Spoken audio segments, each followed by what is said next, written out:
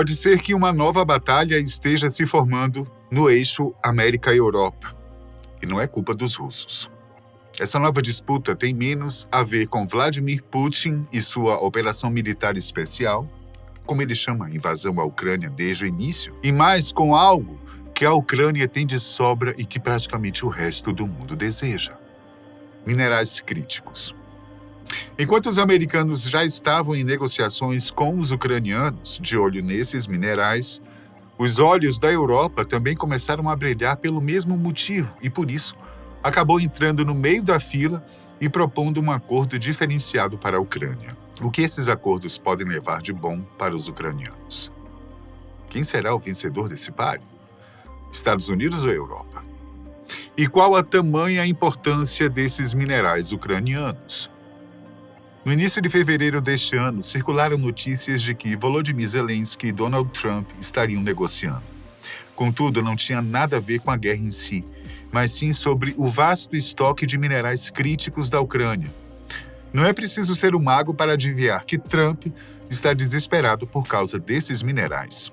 Apesar de não ter falado sobre o teor da reunião, a vice-ministra da Integração Europeia e Euroatlântica da Ucrânia, Olga Stefanishyna, postou em seu perfil no X que quase todos os detalhes principais estão finalizados.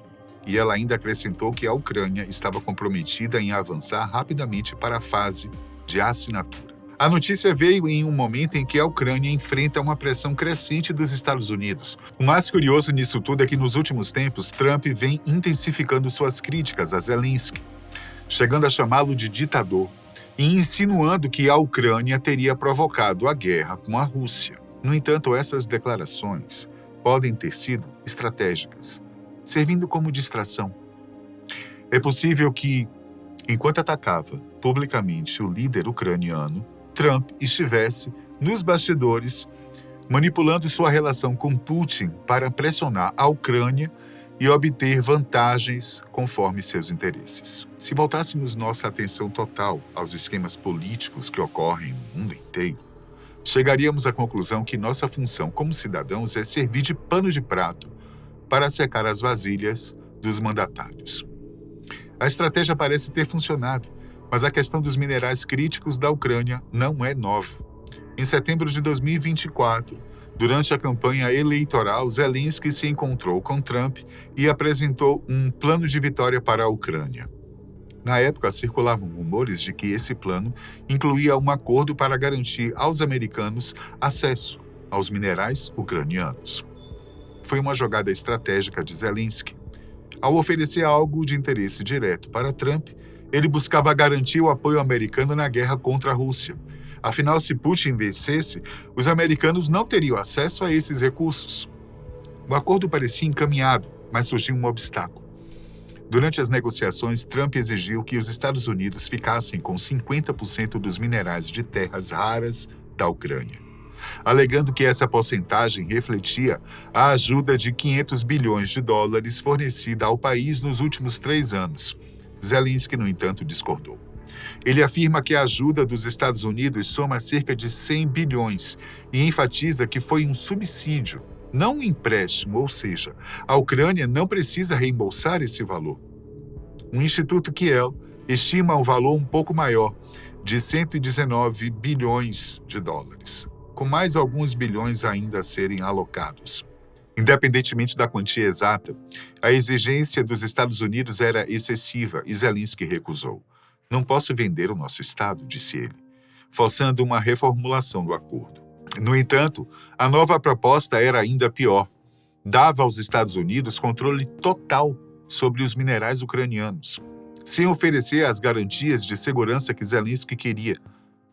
Não assinarei algo que 10 gerações de ucranianos terão que pagar, declarou ele após receber a versão revisada. O acordo gerou opiniões divergentes. O ex-primeiro-ministro britânico Boris Johnson o defendeu, chamando os minerais da Ucrânia de um grande prêmio e argumentando que o país ganharia o compromisso de Trump com sua soberania. Já outros críticos classificaram a proposta como colonial, sugerindo que os Estados Unidos estavam tentando controlar a Ucrânia sem precisar invadi-la. Onde pode estar a verdade nisso? por enquanto na consciência de cada um deles. Mas a maioria concorda que o acordo proposto pelos americanos não era mutuamente benéfico. E foi aqui que a União Europeia decidiu entrar. Enquanto toda essa disputa política acontecia, a Europa estava prestando muita atenção. O continente tem suas próprias preocupações com o imprevisível presidente dos Estados Unidos.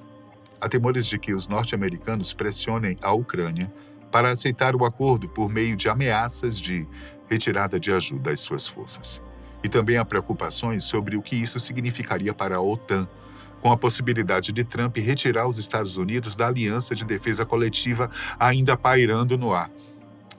Então a Europa criou um plano. Em vez de deixar os Estados Unidos firmarem um acordo sobre minerais críticos com a Ucrânia, a União Europeia fez sua própria proposta. Esse acordo daria mais controle à Ucrânia sobre seus recursos e beneficiaria todo o continente. Segundo o site político, a União Europeia teria feito essa oferta enquanto Trump afirmava estar perto de um acordo com Zelensky. A proposta foi apresentada por Stephanie Sejourne, comissário europeu para a estratégia industrial, durante uma visita a Kiev no 3º aniversário da invasão russa. Segundo ele, 21 dos 30 materiais críticos que a Europa precisa podem vir da Ucrânia em um acordo vantajoso para ambos. E ele ressaltou que a União Europeia nunca exigiria um pacto que não fosse mutuamente benéfico, algo mais próximo do que Zelensky deseja. Com a Europa, ele manteria mais controle sobre os minerais e um parceiro de segurança multilateral. Parece uma escolha óbvia, mas há um detalhe. Enquanto Sejourne falava sobre a nova proposta, a Comissão Europeia negava sua existência. Em 25 de fevereiro, o informativo Kiev Independente citou o porta-voz da comissão, Thomas Regnier, que teria dito que não havia proposta, lembrando que a União Europeia já tem um acordo com a Ucrânia desde 2021, por meio de um memorando de entendimento. Em outras palavras, o acordo existe sim, mas tem muita névoa tapando essas negociações. No momento, parece que os Estados Unidos e a União Europeia disputam o controle dos recursos minerais da Ucrânia. No dia seguinte, a Europa recua, alegando que qualquer novo acordo citado é, na verdade, o que foi assinado em 2021. Mas essa incerteza pode acabar em breve. Na madrugada de 26 de fevereiro, a Ucrânia anunciou ter aceitado os termos de um acordo com os Estados Unidos sobre minerais estratégicos. Até a produção desse vídeo, o gabinete de Trump não havia confirmado nada, possivelmente por conta do fuso horário.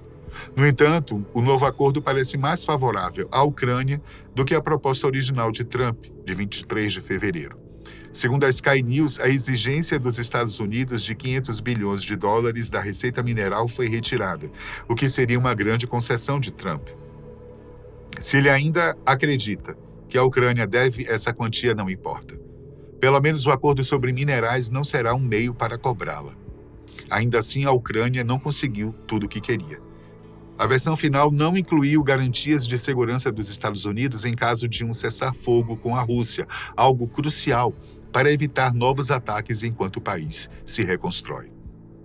De qualquer forma, o acordo representa um grande avanço na relação de Zelensky com Trump.